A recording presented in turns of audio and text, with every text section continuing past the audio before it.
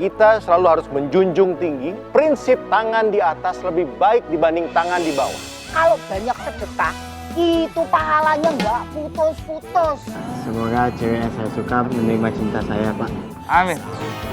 Gak malu ngambil uang dari pengemis. Kamu tuh nggak malu ya ngemis pura-pura cacat? Jadi kamu anaknya Pak Dermawan yang Pengusaha.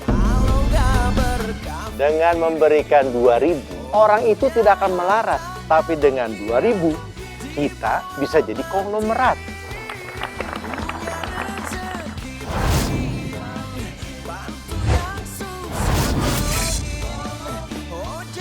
Ini laporan keuangan bulan ini, Pak. Penghasilan para pengemis rata-rata sekitar 30 juta, Pak. Ayah saya tuh kerjanya apa sih?